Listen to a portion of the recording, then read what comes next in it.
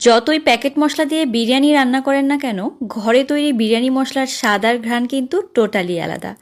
আমি ঈদের আগেই এভাবে বিরিয়ানি মশলাটা তৈরি করে রাখলাম, আর এই বিরিয়ানি মশলা তৈরি করে রাখলে আপনারা চিকেন, বিফ, মাটন সব ধরনের বিরিয়ানি কিন্তু রান্না করতে পারবেন। তো দেখেন, প্রথমে 3 টেবিল চামচ পরিমাণ গোটা ধনিয়া, 3 টেবিল চামচ পরিমাণে গোটা জিরা, 1 টেবিল চামচ পরিমাণে মৌরি, 1 চা চামচ পরিমাণে রাঁধুনি, তার সাথে দিয়ে দিলাম 1 টেবিল চামচ পরিমাণে কালো গোলমরিচ, দিয়ে দিলাম এখানে 10টার মতো লবঙ্গ আর 12টার মতো সবুজ এলাচ, 5-6 টুকরা দারুচিনি, 4টা নিয়েছে এখানে জয়ত্রী, আর 1.5টা নিয়েছে এখানে জয়ফল। জয়ফলটা কিন্তু বেশি পরিমাণে দেওয়া যাবে না। 2টা স্টার অ্যানিস বা স্টার মশলা দিয়ে দিলাম, এটা কিন্তু খুব স্ট্রং, তাই অল্প পরিমাণে ব্যবহার করতে হবে। দিয়ে দিলাম 2টা কালো এলাচ, তার সাথে দিয়ে দিব এখানে 5-6টার মতো তেজপাতা। তো তেজপাতাটা দেওয়ার পরে সব উপকরণ একত্রে আমি একটা কড়াইয়ের মধ্যে কিছুক্ষণের জন্য একটুখানি ভেজে নিব। তবে ভাজার সময় লক্ষ্য রাখবেন কালারটা যেন চেঞ্জ না হয়। জাস্ট একটু ভালোভাবে গরম হবে আর খুব সুন্দর একটা সুঘ্রাণ ছড়াবে, তাহলেই হবে। তো এরপর এই সব মশলাগুলোকে ভালো করে কিন্তু ফ্যানের নিচে ঠান্ডা করে নিতে হবে। গরম অবস্থায় এগুলোকে কিন্তু গুঁড়া করা যাবে না।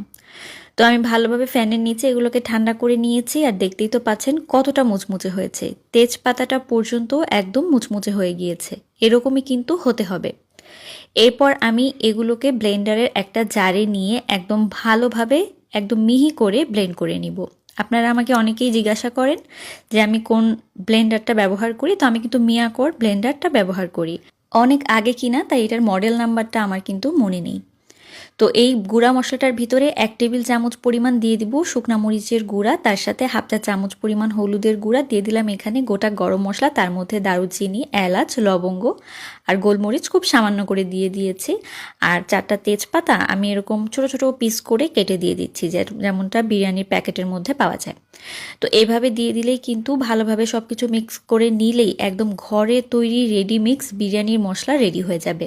আর এই বিরিয়ানির স্বাদ আর ঘ্রাণ এত বেশি ভালো আসে, একদম পারফেক্ট একটা বিরিয়ানি মশলা এটা বলতে পারেন।